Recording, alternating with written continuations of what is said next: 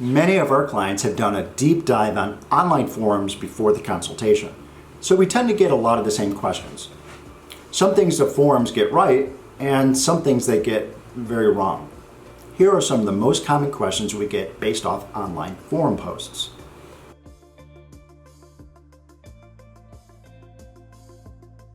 First, we pride ourselves in providing information to our clients so they can make the best decision for themselves, whether it's settling or not. Our team has years of experience handling these specific cases, so we understand the tactics employed by strike-through holdings and other movie companies and how to respond effectively. We've helped our clients settle, defend themselves in court, get the case dismissed, and file successful motions to quash. During our initial free consultation, we'll carefully review the details of your case, answer your questions, and lay out all of your options. We can provide customized legal strategies that align with your goals, whether that means fighting the claim, negotiating a favorable settlement, or some other legal action. With over a decade experience in copyright law and having represented thousands of clients over against 50 different companies, we are well equipped to navigate all aspects of these cases. Our team isn't here to push you towards a settlement. We're here to defend your rights and explore all viable options so that you can make the right choice for yourself. Deciding to ignore a legal case without any details because of something you found online isn't a great idea. Make sure you speak to an experienced BitTorrent defense attorney to understand all your options before you make the decision to just ignore it. So you understand what you're facing and what the typical cadence of these cases are like, and that you feel confident that you're making the best decision for you.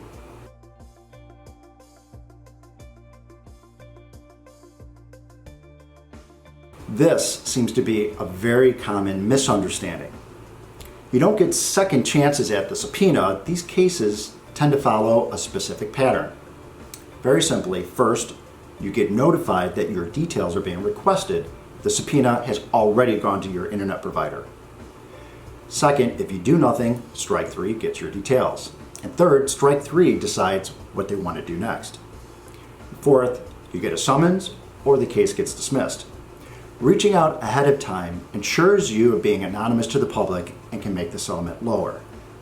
However, it also means you're definitely going to have to pay them.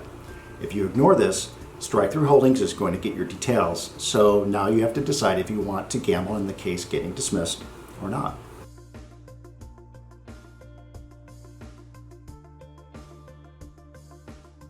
Reaching out to settle does not put a target on your head. As we just mentioned, if you've already decided to wait until after the deadline in the ISP letter, they already have your personal details. The question will be whether you receive a summons or they dismiss the case. So this comes down to your tolerance for risk.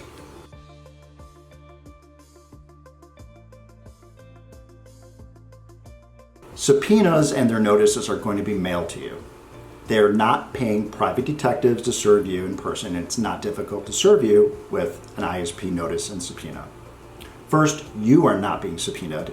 Your ISP is. Your first notice is your ISP letting you know that strike 3 subpoenaed them. They're just sending you the notice, usually via UPS or FedEx, sometimes by US mail, and sometimes mail and private courier. ISPs also sometimes use email, including AT&T. Once your ISP hands over your details, the movie company and their lawyers will decide whether or not to have a process server find you and physically hand you a summons. This is a specialized area of law, and there can be potentially serious financial implications for these cases. Just like you wouldn't use a personal injury attorney in a divorce case, we recommend you work with an attorney that's experienced with BitTorrent copyright defense. Since copyright cases happen in federal court, we can represent you no matter where you are in the United States. We have represented clients nationwide for over a decade. When a patient has a serious or perplexing medical condition, many people will look out of state to be seen by top specialists. For regular checkups, their generalist doctor at home will be just fine. Antonelli Law has dealt with federal BitTorrent lawsuits, both in and out of court, for thousands of clients across the country. quote, "You should refuse to settle," is what some people think they should do. This is the same thing in the court's eyes as ignoring it. In this instance, you could get served with a summons. If you ignore your summons, you will likely get a default judgment entered against you in court. You can absolutely take these cases to court, but unfortunately, this is a civil matter, so you don't qualify for a public defender in this type of a lawsuit. We've seen depositions happen in the Maryland District Court, even prior to being served with a summons.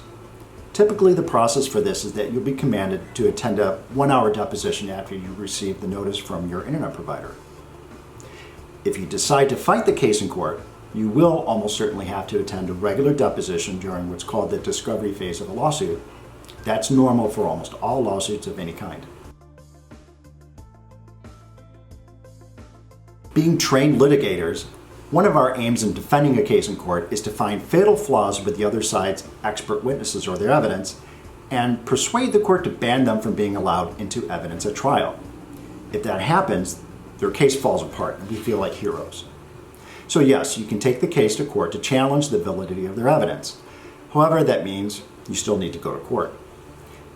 Again, this comes down to your tolerance for risk. We obviously don't know why some companies protect their intellectual property more vigorously than others. We do know Strike 3 is currently the most prolific filer of these types of lawsuits. However, in a recent court filing, Strike 3 noted that the monetary gains from these lawsuits are only a small fraction of their total revenue.